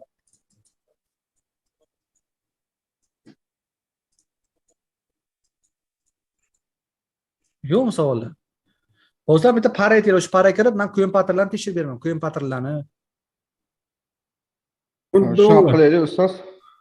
Full dollarda ko'raylik. GBP USD. Qaysi time frame? Iloji bo'lsa 15 minutlik, chunki ko'proq tezroq bo'ladi. Masalan, biz kamroq kutamiz o'sha holatlarda yoki 5-15 minut. Da, shunaqaroq. Bo'ldi mana hozir. 15 minutlikda Coin pattern hosil bo'lgan joylarda sizga tushuntirib beraman. Hop, misol uchun mana bu joyda narx tepaga chiqdi, tushdi, chiqdi, tushdi, chiqdi, tushdi, chiqdi, tushdi, chiqdi. E'tibor bergan bo'lsanglar, mana bu tanadan bu tana katta, bu tanadan mana bu tana katta, bundan bu katta, bundan bu katta. Mana bu tanani mana bu tana yorib qo'ygan. Yorgandan keyin biz qiladigan ishimiz oxirgi zona. Mana bundan maksimumdan oxirgi zonamiz mana bu bo'ladi. Chap tomondagi eng oxirgi zona mana shu. Yorilgan zona-da bu. Shu zonani bundoq chizib olasizlar. Bu yerda uni yorib qo'ygan, qaytib kirgandan keyin sell qilasizlar. Sell stop loss tepada. Sell qilasizlar. Ana undan keyin narx pastga tushgandan keyin xohlasanglar yopib olishga haqqinglar bor. Hali oqishni kutmasdan, o'zi mana pastga tushgandan normal foyda bo'lgandan keyin bezubitga qo'yasizlar yoki yopib yuborasizlar. Yopgandan keyin masalan mana bu zona buni yoruvdi, ya'ni zona yordi. Endi ikkinchi qoidamiz bo'yicha zonani yorgan zonani yorib o'tgan switchni topishimiz kerak. Mana shu zona yorib o'tgan switchni topasiz. Ya'ni buni olamizda, mana men tana qo'yaman. Buni yorib o'tgan switch mana qizil ekan. Mana shu qizildan eng tepasigacha tortamiz. O't mana. Mana eng tepasidan men tanasigacha qo'ydim. Narx 1.6 kelgan. Agarda seli ushlab turgan bo'lsa, tek profit beradi. Ushlamagan bo'lsangiz, u ne важный. Asosiy foyda yopsangiz bo'ldi. Bu joydan mana buy kirib olsangiz, tepaga u uchib ketgan. Ya'ni birgacha borgan. Bu mana coin pattern. Endi razorotda ham ishlasangiz bo'ladi bunda, razorotda ham. Mana narx tushdi, chiqdi, tushdi, chiqdi, tushdi, chiqdi, mana tushdi, chiqdi, tushdi, yorib qo'ydi. Mana tepaga yorib qo'ydi. Oxirgi zonamiz qaysi edi? Oxirgi zonamiz mana yashil edi. Oxirgi zonamizni olasiz, chizasiz, narx kirdi, buyga kirasiz, stop loss mana tegadi. Mana stop loss yetmagan, tepaga urishni boshladi. Birinchi qiladigan ishingiz mana shu buyga olib ushlab turish. Ikkinchi qiladigan ishingiz bu zonani yorgan switchni topishingiz kerak. Mana bu zonani yorgan switch mana yashil. Yashildan eng pastgacha mana tortamiz. Cho'zamiz. Narx 1.18 shuni o'tganda qaytib birgacha tushgan mana. Sizni mamti bayiz mamti yopiladi, mamti sell olsangiz mamtigacha tushib olasiz. Imla 1.18 zonani chap tomonida mana flat zona bor ekan. Mana shundan mana откатni bergan. Shunaqa. Или mana teskarisi yana. Narx bas aytaylik, pastga tushdi, chiqdi, tushdi, chiqdi. Oxirgi zonani mana bu zona yordi mana. Mana oxirgi zona bu edi, buni bu yordi. Yorgandan keyin qiladigan ishimiz oxirgi zonamiz mana yashil. Olasiz, narx kirishini kutasiz. Narx ko'tarilgan, lekin kirmagan. Narx ko'tarilgan, kirmagan. Siz sell olmadingiz. Mayli, sell olmasangiz mayli. Yorgan zonani yorib o'tgan switchni topasiz. Mana bu zonani yorgan zona bu. Bu zonani yorib o'tgan switch mana qizil. Mana shu qizil tanasidan eng tepasigacha qo'yasiz va kutasiz. Bu 2.68 dan tepaga uchgan ekan. 1.68 dan qaytgan, buy kirib olasiz, mana stopingiz uradi. 2.68 dan kirib olasiz, tepaga bitta uchadi, bu take profit olasiz, qoplab olasiz. Qarang, nima deydi? Minsi ham, plisi ham qoplab bemalol plyusga chiqasiz. Bu 2.68 dan rovna uchib ketgan ekan. Shunaqa qilib razor tushirasiz. Mana tushuntira oldim-a? Tushunmadinglar? Bu holatda ishlamaydigan holatlari ham bormi? Ishlamaydigan holati bu Wyckoff bo'ladi. Wyckoff strategiyasi bo'ladi. Bor. 10 tani bir 2 3 ta ishlamaydi. Mana bunaqa. Narx tushadi, chiqadi, tushadi, chiqadi, yoradi. Tepaga o'tadi, pastga tushib, tepani yorib qo'yadi. Mana. Bizani mana bu tepa maksimumdan yorib qo'yadi. Agar buni yoradigan bo'lsa, Wyckoff degan strategiyamiz bor. Mana shu yorgandagi urgan stopni bemalol bir 3-4 barobar foydaga chiqarib yopsa bo'ladigan strategiyamiz bor. Uni keyin o'rgataman. Coin patterndan 0 nuqtani yorgan joyi bu o'sha Wyckoff strategiyasi bo'ladi. Oldindan top beraman birorta hozir. Mana bor ekan. Mana aytaylik, narx mana bu yerdan tepaga chiqdi, tushdi, chiqdi, tushdi. Mana bu zona yordi, mana tana yordi. Siz qiladigan ish mana shu zonadan kirib olib, sell kirish edi. Mana kirdingiz, sell kirdingiz, stop loss tepada. Mana stop loss tepada, mana teparoqda bo'ladi. Narx pastga tushmasdan tepaga chiqib stop loss urdi. Mana shu paytda biz Wyckoff strategiyasini ishlatamiz va ATM qattiqcha ishlaymiz. Mana shundan sell olasizda. Mana bu yergacha, mana shungacha ishlab olgansiz. Sell olib mana shu zonagacha take profit bo'ladi. Shu. Wyckoffga keyin o'tamiz. Bemalol chiqarib olasizda. 4 barobar ko'payib ketib qolar ekan unda sellimiz. Sell nima qiladi? Sell вообще bir 200-300 punkt ishlab qo'ysa bo'lar ekan unda. Kamida Wyckoff strategiyasi shunaqa. Wyckoff strategiyasi zonadan zonagacha ishlaydi. Zonaga qanaqa? Globaldan globalgacha ishlaydi. Order blokdan minimumgacha, minimum maksimumdan order blokgacha mana shunaqa ishlaydi. aslida bizga hozir shu masalan QM patronda yoki shunda sistema bo'yicha ishlayapmizda qarang. Ha? Если что buzib qo'ysa, bizani foydamizga bo'lib ketar ekanda, unga achinilmaydigan stop O'shaning uchun bo'lar stop ekan. loss qo'yiladi. O'shaning uchun stop loss qo'yasiz. Buzgandan keyin kim Wycliffe biladigan bo'lsa kutib o'tiradi. Uni o'rgataman. Keyin kirib oladi uchidan. Wycliffe bo'lsa bu zo'r. Masalan, QM patronda 1.600 qaytyapti-da. Wycliffe Aha. bo'lsa bitta kirib olasizda, o eng pastki minimumgacha yoki eng pastki order blokgacha kutib o'tiraverasiz. Bitta urganda o'sha 100, 200, 300 punkt ishlab berar ekanda, cho'tka ekan в общем. Bu hozir M15 da ko'ryapsiz. 8 to'rda Wycliffe'lar bor. Katta Wycliffe'lar. Ishlatyapsiz va yaxshi zo'r bo'ladi. 8 to'rlarda qayerda bor ekan? 8 to'rlarda toplaymi? Betlarda Wycliffe yo'q. Komandada bolalar ham shularni ishlatadimi, Ahror aka? Nima deysiz? Komandadagi bolalar ham shu strategiyalar ishlatadimi? Qaysi bolalar? Shu komandangizdagi bolalar. Komandadagilar buni ishlatmaydi. Aytdim, komand boshqa strategiyamiz bor. Asosiy o'sha 6-dars o'tamiz. Asosiy strategiyamizni o'tgan tushuntirib beraman. Bolalar Wycliffe bo'yicha ham, order block bo'yicha ham, imbalans yoki kill zone bular ishlatishmaydi undan. Asosiy strategiya. Bu просто bizga bozorni qanday ishlash sistemasini bizga hozir tushuntirib beryapsiz-da, shunda. Xuddi men bozorni ishlash prinsipini tushuntiryapman. Bularni tushunib olasizlar. Ilmlar, zonalar, ko'zlarni o'rgatasizlar. Oddiygina bitta bir dona switch ham qanaqadir ahamiyatga ega bo'ladi. Misol uchun narx tepa ketyapti, mana bu joyda kichkinagina zona tashlab ketdi, mana masalan. Ketyapti, qayt tushayotganda, mana shu zona ham ahamiyatga ega mana. Mana shu zona talab zonasi, demand bo'ladi.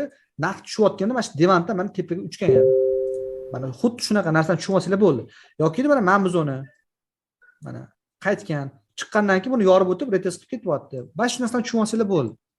Asosiy. Ustoz, men tushunishim bo'yicha hozir bizga bu narsani masalan supply demand yoki support resistancelarni tushunganimiz umumiy hisobda katta time frame'da bilsak, keyinchalik o'tadigan, ya'ni siz tushuntirib beradigan keyinchalik o'tadigan ishlaganimizda o'sha yerga kelib qolsa, strategiyamizda negizi ildizi mana shu supply demandga bog'liq.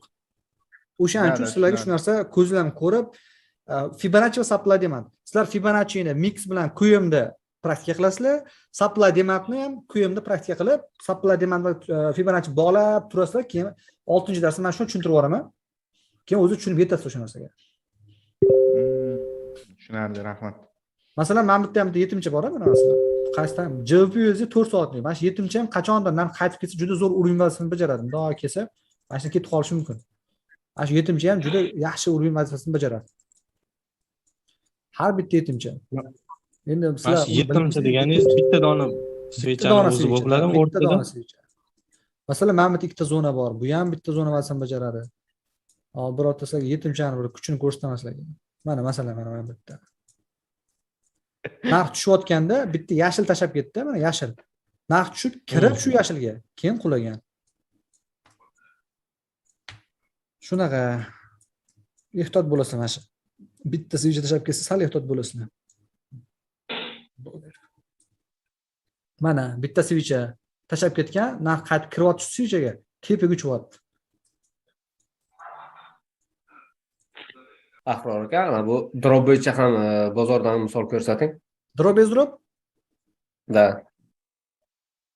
Drop bez drop bo'yichami? Birinchi gapni eshitaman. Ha shu drop bez drop bo'yicha yaxshilab tushuntirib bering-da. Drop bez drop qaysi time frame da qaysi parda tushuntirib bering. Tillada tushuntiring, tillada. Tillada time frame 15 minut. necha? 30 minutlik, 1 soatlik. 1 soatlik, mana mayli 1 soatlik kiramiz. O'zi hali 1 soatlikda tilla tushuntirib shekilli bu narsani. Mayli, boshqadan tushuntiraman. Xo'p, mana bu joyda razvor paydo bo'lgan. Mana shu shuncha bo'lgan ekan, mana shuncha narsa bo'lgan. Mana bozorda drop, base, drop paydo bo'lsa, bizning qoidamiz bo'yicha mana bu zona, o'sha mana bu drop base drop hosil bo'lgan zonani olasiz, chizib olasiz. Shu joyga kelgandan keyin sell kirasiz. Mana joy qaytib kiradi-yu, sell kirasiz. Stop lossingiz mana shu 3 ning tepasida bo'ladi. Mana. Kirasiz, take profit'i mana shu 3 ning pastida bo'ladi. Mana bu joydan kiryapsiz bo'ladi. Zonani mana bu yerdan tortamiz. Da, mana bu joyda mana razvorat paydo bo'lgan. Drop. Уже mana base Mana bu yerda drop bo'lganda kichkina mana qizil ko'p, bu ham ahamiyatga ega har bitta switch. Bu ham bitta zona. 1 soatlik ko'ryapmiz. Bu M15 da bitta chiqib tushish. Base drop, narx yana kiryapti, shetda o'zi kirib turib, yana tushyapti pastga.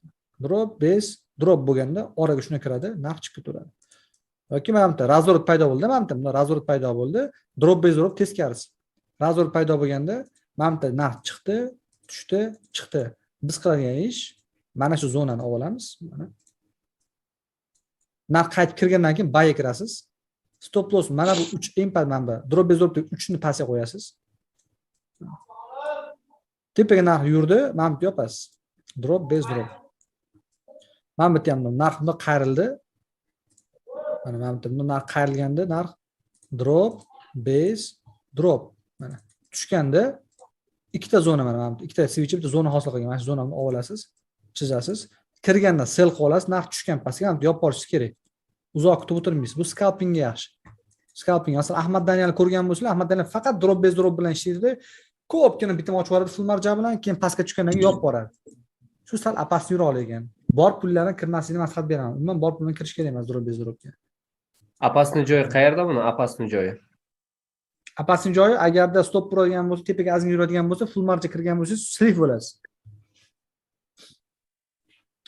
Mana bu ham borgan drop base drop narx qayrilgan joyi. Teskarisi chiqdi, tushdi, chiqdi. Mana shu joyda mana ikkita qizil zonani olib olasiz, chizib olasiz. Narx kirdi, ketdi. Mana bu joylarda yopib borasiz, примерно amtlarda yopib borasiz. Narx uchishga qarab o'tirmaysiz, mashlarda yopib borasiz. Uzoq ushlab o'tirmaysizlar, anaqa bitimlarni. Shunaqa, bu drop base drop. Hozir H1 da ko'ryapmiz. Kichkina time framelarda ham bo'ladi, 5 minutlarda ham bo'ladi, M15 da ham bo'ladi.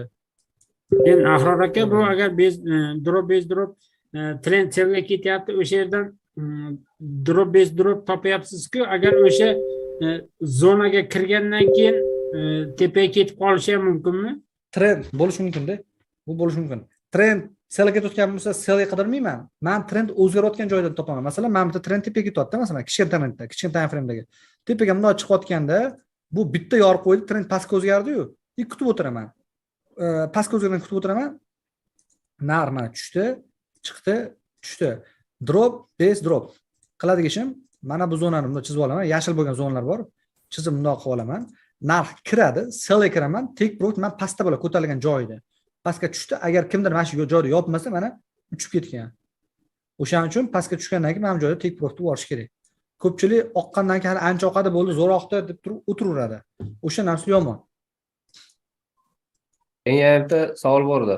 Aynan razvorot boshlangan joydan boshlab biz kuzatishimiz kerakmi? Da. Razvorotda zo'r ideal ishlab beradi. Mana masalan, men ham razvorot. Mana razvorotni ko'rsataman. Narx tepaga chiqdi, tushdi, chiqdi, tushdi, chiqdi, yorib qo'ydi. Yorib qo'ydi mana bu zonalar. Razvorot paydo bo'ldi. Siz qiladigan ish mana bu yerdan hisoblaysiz mana.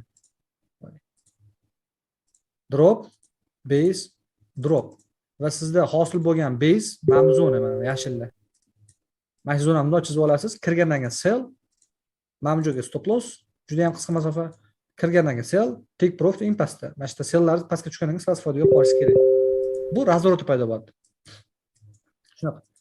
Har doim take profit turmaydi. 9 tadan bir 7 tasi uradi. O'shaning uchun anaqa nima deydi? Risk management bilan kirishlik kerak. Risk management hali darsimiz ham bor. Mana bu yerda ham narx mana tepaga chiqdi, tushdi, chiqdi, tushdi, chiqdi, tushdi, chiqdi, yordi. Mana bu yashil zonani bu yordi. Yorgandan keyin sizlar hisoblaysizlar. Drop, base, drop. Va mana bu zonani bunday chizib olib kutasizlar kirishini. Mana narx mayda-mayda kirgan, anta ham bitta krupniy kirgan, yana sell olasiz, narx pastga qulaydi. Razvorotda paydo bo'ladi. Yana savollar bormi? Bitta savolim bor edi-da. Aha. Bir dangas odamning savoli bo'lib tuyulishi mumkin. Mana shu supply va demand zonalarini aniq bir hisob kitoblar bilan ko'rsatib beradigan bir indikatormi, bir yordamchi narsa bormi? Indikatormi? Indikatorlar juda ham ko'p. Hammasini to'g'ri ko'rsatmaydi-da. Osonroq ko'rishingiz uchun mana switch yapon switchidan liniyaga o'tib olsangiz osonroq. Mana liniyada 3 3 3. Bundan bu pastda, bundan bu pastda, bundan bu tepib qo'ying. Endi kutasiz, eng oxirgi zonamiz mana bu. Bundan baland bo'lgandan keyin eng oxirgi zonamiz bu. narx joy kirishini kutasiz. Mana narx kirib uchgan tepaga. Shu. Shunda trendga qarshi chiqib qolmasligi uchun kattaroq qarshi bir time frame ko'rib turib, keyin M30 ga o'tib olib aniqlab kirsak bo'ladimi? Hali trendga qarshi chiqib qolmaslik. Bo'ladi. Masalan, mana bu joyda mana liniya hosil bo'lgan. Mana bu 3dan ko'ra mana bu 3 baland, bu 3dan ko'ra mana bu baland, bu 3ni yorgan mana bu. Mana bu tegini bu yorib qo'ygan, eng oxirgi zonangiz mana bu bo'ladi. Narx joy kirishini kutasiz, kirdi, selektor kirasiz, pastga tushadi. Uchlarni hisoblaysiz. Pastga tushgandan keyin endi 3 bo'yicha ketaveradi. Pastga 3 bo'yicha ketaveradi. Uchlar biridan pastda, uchlar biridan pastda. Mana bu joyda mana bu 3dan ko'ra bu tepa bo'lib qolgan. Razvorot kutasiz. Tepaga chiqib, o'sha holatga tushgan mashina o'zi bozor. Haroratga keyin bitta savol bor, u eskidan bir so'rayman deb kelaman. Mana nasib qilgan ekan so'rash. Boshidan beri sizni hali prem efirlaringizni ko'rib boraman-da, hali breakout finder degan indikatorda 100% ishlaydigan joyi bor. Shuni aytmayman deb ketgandingiz. Breakout finder. Indikator ketib qolgan, indikator ishlatmay qo'yganim ancha bo'lganda. Hozir. Qanaqa edi? Breakout findermi mana bunda?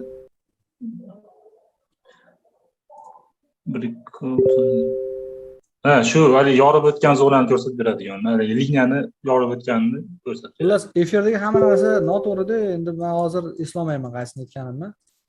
Mana market structure ko'rsatib beradi o'zi. Yo'q, masalan, u indikator kirmanglar. Indikator mavzusi bor. Tushuntiraman. Любой indikator istoriyani ko'rsatadi, hech qaysi indikator kelajagini ko'rsatmaydi. Любой indikator istoriyani ko'rsatadi, kelajagini ko'rsatmaydi. Shunga ehtiyot bo'linglar. Xo'p, mana QM pattern bo'yicha Ahmad Danielni keyin o'zingiz strategiyalaringizda hali pastda oscillator bo'yicha ishlagan joylaringiz bor-da. Oscillator indikator bu ob'yom ko'rsatadi. Kelajagini emas. Indikator mavzusida shu haqida gaplashamiz. Ob'yom, qanaqa ob'yomda mana oscillator haqida gaplashamiz. To'liq tushuntirib beraman.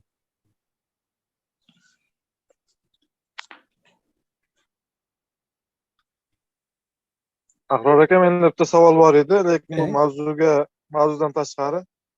Qarshi bir time frame'da videomizni ko'rganimda, ikkita bitta switchning o'rtasida bo'lib qolsa juda katta foyda qilsa bo'ladi deb ketgansiz, lekin aytmagansiz efirda. O'shani shu bitta switchdan ikkinchi switch uni ichida bo'lib qoladi. Uni switchni analiz darsimizda o'tamiz. Mana misol uchun mana rostdan yashilni ichida qizil bo'lib qolib, qizil tepaning pastdan yormadi. Buni switchni darsda o'tamiz. O'sha rostdan shunaqa katta foyda qilsa bo'ladimi? Xudo qilamanda, bir 6-gacha borish ishlashni o'rgatib qo'yaman.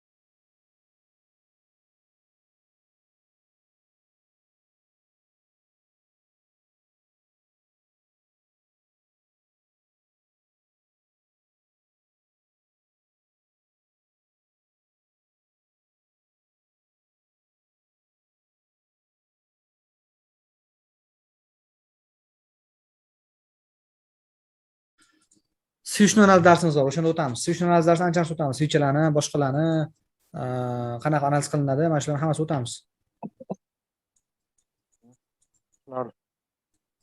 Keyin Ahror aka, endi risk menejmentga oid bo'lishi mumkin bu savolim.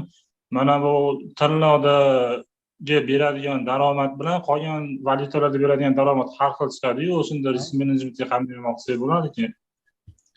Birinchi bo'lib brokerga qaraysiz. Любой brokerda valyutalarni beradigan puli bir xil bo'ladi. Lekin любой brokerda tillani, S&P 500 ni, neftni, bularni beradigan puli har xil bo'ladi. Sababi masalan $1 11.300 so'm. O'zbekistonda ham $1 11.300 so'm, Amerikada ham 11.300 so'm, ana Madagaskarga borsangiz ham $1 11.300 so'm kurs bo'yicha, xalqaro kurs bo'yicha. Lekin bizda 95 benzin narxi 10.500 so'm, Amerikada $7. 77 ming so'mga to'g'ri keladi, 80 ming so'mga to'g'ri keladi. Ya'ni ular arzonroq davlatdan olishadi, qimmatroq davlatdan olishadi, biz arzonroq davlatdan olamiz. Ya'ni spot metallari, tilla, kumush, bronza, balobattar, neftlarni qiladi. Neft, gaz, bular hammasi iqtisodiy ko'rsatkichga qarab dollardan sotib olgani uchun brokerlar ham bularning narxini o'zgartirib qo'yadi. Masalan, Alparida ham hozir masalan aytaylik, mana bu tillar narxi TradingViewda 1860-970 bo'lsa, Alparida boshqa turibdi hozir. Chunki brokerning o'zi uni qadrini, volatiliyasini, uni qadrini va narxini o'zgartira oladi. Broker o'zgartira oladi. O'shaning uchun birinchi navbatda brokerga qarash kerak. Masalan, Alpari bir lotda, bir punktga $10 bersa tillaga, Gerchikda $100 beradi. MFF MyForex Funds ehtimollarda $1 beradi.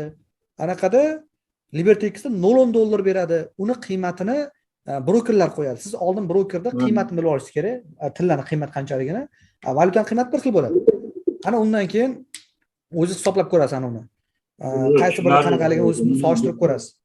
Lekin imminni tillarning formulasi yo'q. Imminni tillarni mana shu har bitta brokerda bir xil qiymatga ega degan formulasi yo'q. Hamma brokerda har xil bo'ladi. Yo'q, tushunarli. Mana hozir misol uchun men hozir Alparida ishlayapman. Tilloda bir lotda $100 bersa, lekin yevro dollarda $10 beradi. 15. Shunaqa beradi. Shunaqa $10 beradi. Tilla Alparida yevro dollarda 10 barobar ko'proq. 10 barobar ko'proq. LibertyXda 10 barobar pastroq. Gerchikda 100 barobar ko'proq. MFFda 10 barobar kichkinaroq. Mana shunaqa. Ham broker har xil. Siz shunchaki Alpariga kirib, tilla kirasiz, demo o'sha yerda bir lot zilka ochasiz, narx bir punkt yursa qancha foyda bergan bo'lsa, o'zingiz uchun yozib qo'yasiz. Demak, tilla bir punktga mana pul berar ekan Alparida. Va kelajak shu bo'yicha ishlaysiz. Lekin imminni formula yo'q. Imminni qanaqadir formula yo'q. Nima qilgan, nima deydi? Tillar narxini hisoblaydigan, uni volatiliyasini hisoblaydigan imminni formula yo'q. Uni broker belgilaydi. Haligi kalkulyator savol beramanmi? Bering. New York sessiyasi ochilgandan keyin 2 soat volatillik zo'r bo'ladi-da, 1 soat keyin bozor jim bo'lib qoladi. Keyin yana 2 soat o'tib yana bozor qizishib ketadi. Nimaga shu 1 soat sekin bo'lib qoladi? Volatiliyasi oshgan sababi broker sessiya almashayotganda katta pullar u yoqdan bu yoqqa o'tganda tillarning qadri oshadi. Qadri oshganligi uchun uni jahon bozor narxi oshadi, chunki banklar tilla sotib oladi, tilla sotishadi. Imminni Amerika banki ochilganda, chunki SWIFT degan tashkilot bor. SWIFT degan tashkilot Amerika ichida u ochiladi o'sha. Pullar o'sha SWIFT orqali o'tadi. O'shaning uchun imminni volatiliyasi o'sha paytda sessiya almash payti kattalashib ketib qoladi. Newslar chiqqanda spreadlar kattalashib ketib qoladi. Shunaqa. Yo'q, misol New York sessiyasi ochiladi, 2 soat zo'r volatillik zo'r katta bo'ladi-da, keyin 1 soat jim bo'lib qoladi bozor. Keyin yana 2 soatdan keyin yana unaqa qilib qoladi. Nimaga o'sha 1 soat nimaga deyman, sekin bo'lib qoladi. Sessiya almashda banklardan banklarga pul o'tadi deganman-ku, anaqada. Kizon strategiyasida o'sha payti bo'ladi-ku. O'sha payti bo'ladi. Bitta joydan ikkinchi joyga nimadir o'tadi. Kimlar sotib oladi. Masalan, Jahon bankidan yaqinda Xitoy tilla sotib olgandi. Jahon bankidan Xitoy tilla sotib olganda, vaqti tillarning qadri oshib ketgan, tilla ham uchib ketgan, yomon bo'ldi. Undan oldin kim sotib oldi? Undan oldin Yevropada qaysi davlat sotib olgan? Jahon bankida 220 tonna tilla sotib olgan. Vaqti uchib ketgan tilla tepaga. O'sha paytda volatiliyasi oshib ketib qoladi.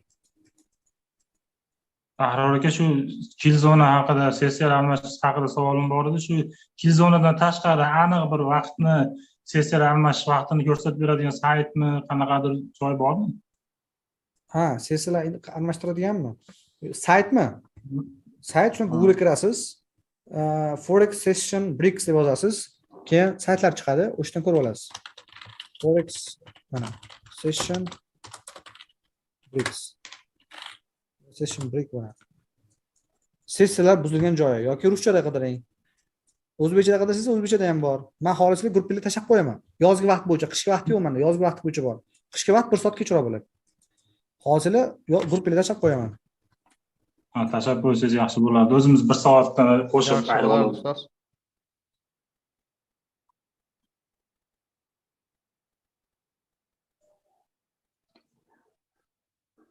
Ahror aka, keyin sizni komandangizga qo'shilsa bo'ladimi? Hozir. Komandaga qo'shilish masalasi hozir yopiq, chunki komandada odam juda ham ko'payib ketib qoldi. Keyin hozir 40 ta odam bo'lsa, yana 40 ta odam qarab turibdi-da hozir. Hozircha sarlovda, 40 ta odam hammasi sarlovda. Hozir komanda ishlayotgan bir 10 ta yaxshi bolalarim bor. Real shot bergan hammasi ular ishlashyapti. Qolganlari hammasi hozir sinovda. Sinov degani qanaqa? Uni ishlashiga qaramayman, uni xulqiga qarayman, muomalasiga qanaqa, paxta qo'yish emas. Muomalasi deganda haligi psixologiyasi joyidami uni? Azartga kirib ketib qolmaydimi? Noto'g'ri bitim ochib qo'ymaydimi? Qiladigan ish qiladimi, yo'qmi? O'sha narsani tekshirish. Kimdirlar masalan bitta oqsa, bo'ldi deydi, tiqib yuboradi pulni. Unaqalar chiqarib yuboraman. Bitta oqqandan keyin nimaga oqdi ekanini sababini qidiradiganlar olib qolaman. Mana shunaqa. Chunki bilimni o'zgartirsa bo'ladi. Bilim berib, uni bilimga qo'ysa bo'ladi. Lekin xulqini o'zgartirib bo'lmaydi, u tuxuma bo'ladi. Xulqini o'zgartirish qiyin odam. Xulqiga qarab beriladi. Ba'zilar haligi gap tashlaydigan odam bo'ladi. Ba'zilar uni bunga yomonlab, buni bunga yomonlab, birini urishtirib yurgan odam bo'ladi. U xulq. Fe'l atvor, uni o'zgartirib bo'lmaydi. U tug'ilganda shunaqa bo'lib qolgan. Uni uydagilar ham shunaqa bo'ladi. Ularni ajratib olaman-da. Ularni ajratib olaman. Lekin bilimni любой, masalan, tupoyga ham olib kelsa, buni o'rgatsa, bo'pti, tushmon bo'ladi. Uni bilimni oshirsa bo'ladi. Xulqni o'zgartirib bo'lmaydi. Shunga xulq qarab, o'shaning uchun faqatgina oldingi o'quvchilarni sarlab olaman komandaga. Shunaqa joyi bor. Ahrorga bitta narsani so'ramoqchi edim. Misol uchun mana kursimiz tugaydi-ku. O'shandan keyin ham qanaqadir bir mayda-chuyda narsalarga tushunmovchilik kelib chiqib qolsa, gruppaga so'rab tursak bo'ladimi? Gruppaga men lider qo'shaman yaqinda. Gruppaga lider qo'shaman. O'sha lider hamma savollarga javob beradi. Hozir bu oy darslarimiz tugaydi. Men darslarim tugaydi, bo'shayman. Darslarim tugaydi, bo'shayman. Ana undan keyin Telegramda o'zim komandam bilan ishlab birga o'tiraman. Ahror aka, shu o'rinda bitta savol bor edi. Bering. Siz ba'zi paytlar YouTube kanalda yoki bo'lmasam Instagramda yopiq efir uyushtirib turasiz. Ili yopiq seminarlar uyushtirib turasiz. Qancha bu o'sha seminar emas, yopiq efir qilaman, uni komandaga qilaman-da. Har bitta xonamizda, masalan, biz 7 ta xona bo'lgan bo'lsa, har bitta xonada katta televizor turadi. O'sha televizordan ular efirga ulanib olishadi, meni efirimga. Men 7 ta xonaga har bittasi kirib o'rgata olmayman. Bittada mana shu yopiq efirda hammasi o'rgatib turaman. Ular tushunadi, televizorga qarab, ko'rib o'tirib tushunib olishadi.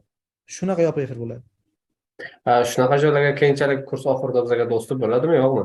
Endi men so'raganim komandaga-da bu. Bu komandaga-da u. Endi men aytganim biror bir yangilik, yangi strategiya, mayli bozorda qanaqadir bir o'zgarishlar yangi strategiya bo'lsa o'rgataman, yangi strategiya bo'lsa o'rgataman. Seminar qilamiz hali, seminarlar o'rgataman.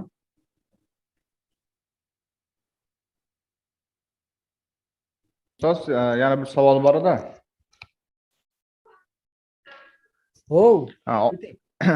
Aytmoqchiligim, men bu siz o'rgataman degan keyingi darslarda tushuntirish beraman dedingiz, algoritm bo'yicha. Agar haqiqatda uni ishlatishni o'rganib olsak, masalan, minus qilish ehtimoli baribir hech qaysi bir strategiya zo'r ishlamaydi, lekin siz aytganingiz bo'yicha algoritm doimiy bir xil ketadi. Haqiqatda zonasini cho'tki topib, agar xato bizadan bo'lmasa, примерно bir 10 ga 1 nisbatda bormi minus qilish ehtimoli? Minus yo'q. 100%. Unda anaqa brokerlar shotimizni bloklab qo'ymasmikin? Har doim plus qilib, agar haqiqatda zo'r o'rganib olsak. Sistemadan chiqib qolishingiz mumkin. Chunki sabr qilish kerak, kutasiz uni. Siz chizib qo'yasiz, kutasiz. Sabr bilan kutasiz. Katta minusga ham chiqib qolishingiz mumkin, lekin yopmaysiz, stop loss bo'lmaydi. Katta minusingiz 5 minut ichida katta plusga chiqib qoladi, keyin yopasiz. O'sha 5 minut kutib yashaysiz siz. Chizib qo'yasiz zonalarni. Ular limitkalar bilan ishlanadimi? Fibonacci bilan ishlaymiz, supply degan zonalar bilan birga ishlaymiz. Limitkalar bilan ham ishlanadimi? Nima bilan? limitga anaqa buy limit, sell limit. Ha, limit orderlari yordam beradi. O'zi asli zona kelgandan keyin buy sell ochib olishingiz kerak. Lekin siz ish qilmay turgan paytingizda yoki qaramay turgan paytingizda yo bo'lmasam narx shu chiqib tushganda uspet qilmay qolishingiz mumkin. Sell yoki buy ochishga. O'sha paytda limit qo'yib qo'yamiz. Limit bilan ishlaymiz. Tushunarli. Buning uchun minimum shotda qancha pul berish kerak? Instagramda ko'rgan bo'lsa kecha storiesda hammasi o'sha limitni qo'ygan yoki boshqa qilgan. Eng qizig'i ular 1 oy bo'ldi, trading o'rganganiga 1 oy bo'ldi. O'shalar bilan ishlaymiz. Ustoz, Natijalari zo'r ekan. Kecha ko'rdim istoriyani. Bunaqa shot menda ko'p. Bunaqa shot menda juda ham ko'p. Lekin hammasi istoriya qo'yadigan bo'lsa, haliga cash olib ketib qolgan. Вообще cash ko'p cash olib ketib qoladi. Buni qo'ymayman. Siz aytmoqchi bo'lganingiz, hozir bizlarga o'rgatadigan strategiyangiz bo'yicha, ya'ni algoritm bo'yicha kichkina time frame da ishlasak ham bo'ladi, misol примерно bo'ladi. Kichkina time frame opasniy, sababi spread katta ko'rinadi. Kichkina time frame da plus tez borib keladi narx. Tez borib o'sib ketib qolasiz. Sizlar 30 minut yoki 1 soatlik ishlagan yaxshi. Sizlar tez pul topishga emas, stabil pul topishga o'rganishingiz kerak. Tez pul topishga emas, stabil. Soatlik time frame da 1 soatlik patron. Ko'yin patron qaranglar, o'xshatmadim, chizib bering. Narx tepaga chiqqan, tushgan, chiqqan, tushgan. Mana bu tanani, mana bu tana yorgan. Yorgandan keyin narx mana tepaga chiqyapti. Tepaga chiqyapti, tushyapti. Chiqyapti-da, oxirgi zonamiz qaysi edi? Mana shunda. Mana oxirgi zonaga shuni kirib qaraman. Mana pastga. Shu kirganda bitta qulagan, zo'r tushib bergan. Nima deysiz? Mana shunaqa paytda limit qo'yib qo'ysa ham bo'ladi. Bo'ladi. Limit qo'yib qo'ysangiz ham bo'ladi. Stop loss bilan sell limit qo'yib qo'ysangiz bo'ladi mana shunaqa joylarga.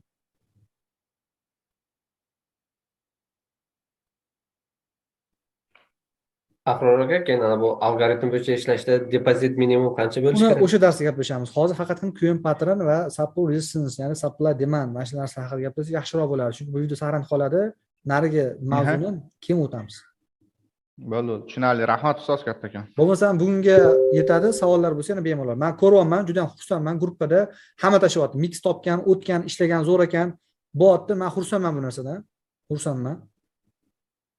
Shunaqa davom etinglar. Kimdir topsa, ko'yin patron bo'yicha kirish zonalari, chiqish zonalari birga ishlayveringlar. Kelishdimi? VIP kanalingiz ishlayaptimi, Ahror aka? Nima deysiz? VIP kanalingiz ishlayaptimi? Signal tashlaydigan kanalingiz? Yo'q, ishlamayapti. Signal gruppaga hamma pulni qaytarib berdik, yopdik uni. Bo'ldi, tushunarli. Mayli. Ahror aka, ko'yin patron bo'yicha bitta savol bor edi. Bering. Alohida e'tibor beriladigan ключевой joylari bormi? Yo'q, buni ключевой joyi yo'q. Rahmat aka. Bo'lmasam sizlarga omad. Dushanbadan bozorga kirib demo shotda faqatgina demo shotda ishlatib ko'ringlar. Supply demand bo'yicha bitta savol tug'ilib qoldi. Misol uchun supply demandda kichkinagina switch bo'lib qoladi-ku, qizildan keyin bitta kichkina, juda ham kichkina nuqtacha switch bo'ladi-ku, o'sha ham supply demand bo'laveradimi? Tushib chiqish hisobi bo'ladi. Masalan, mana bu, mana buni aytyapsizmi yo mana buni? Qizil ham bor, yashil ham bor. Qaysini aytyapsiz? O'sha yashilda, kichkina yashil plus ko'rsatib turgan. U yashil opasniy zona, u doji deyiladi. Agarda shunaqa doji bo'lib qolgan bo'lsa, o'sha bitta tashlab o'tib ketaverasiz.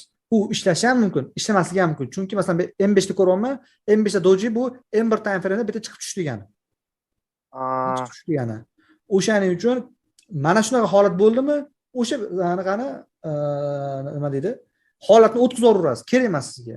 O'sha kun ishlamang bo'ldi. O'sha joy, mana shu joyda o'zi ishlamang bo'ldi. Keyingi razvod ishlaysiz.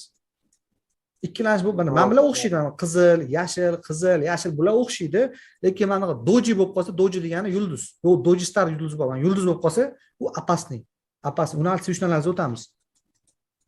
Mana yashil kirsiz bo'ladi, mana yashil kirsiz bo'ladi, bu yashil bo'ladi. Lekin mana bunaqa teng bo'lib qolsa, doji bo'lib qolsa, u opasniy.